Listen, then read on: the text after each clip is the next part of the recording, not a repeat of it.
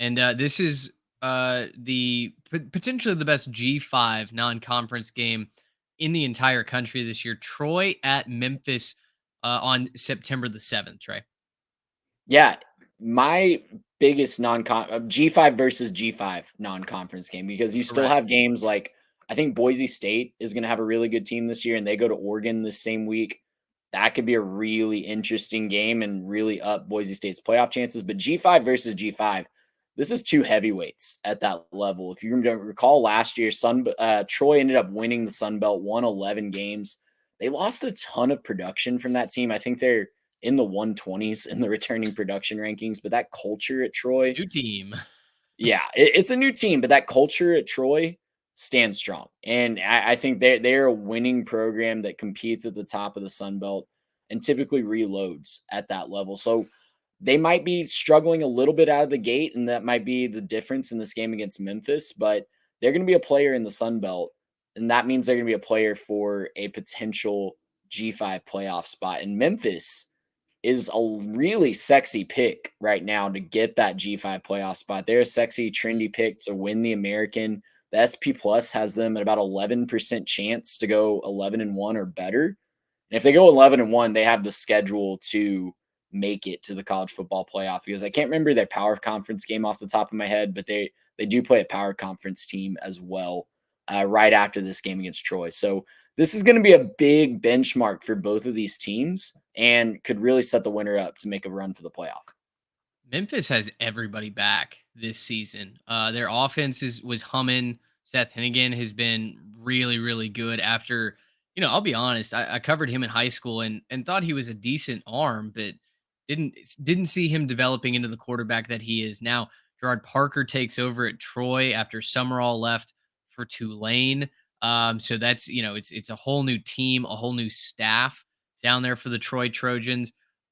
We always get excited for G5 games, but Garrett, I mean, this year especially, it feels like with kind of our flag planted for regionality and in all college football is good college football.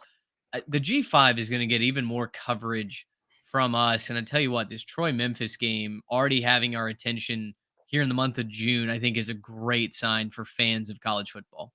Yeah, and if you've been paying attention the last, couple of weeks while we've been talking about college football and the state of things and how things are crumbling or changing or swinging this way or that way, the big, kind of plus in all of this is the fact that the G5 is basically left alone in this entire thing. And, even though, yeah, there's going to be some negative side effects down the road from some things, right now the G5 is maybe as pure of the kind of old college football that we have still kind of remaining. And I appreciate that. I think that's a lot of fun. With regards to this game, though, Troy losing its staff is a huge problem for them, but it's still Troy. I just think that Memphis is, come on, guys. Memphis is going to be really, really good this year outside of, and I wanted to, go check their schedule, their Power 5 opponent at Florida State. Not maybe an easy draw for Memphis. It'll be a fun game. And maybe TV. Florida State doesn't have it all together yet. Maybe DJU isn't the answer, and they get a big win. DJU has been known to throw a pick or two, so you let Seth Hennigan go ballistic mode over here at Memphis and do his thing.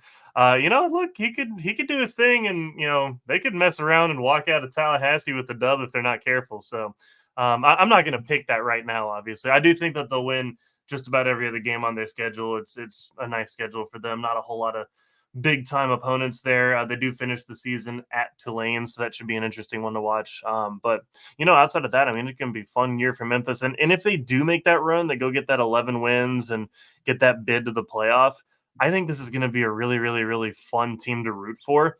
And, kind of one of those teams that's going to grab everyone's hearts and be like, hey, it's the G5 team. And, as long as they're not playing your team in the playoff, you're going to want to root for them for the upset and, kind of be the Cinderella story. And it's going to be an easy team to do that with because this Memphis team is a lot of fun.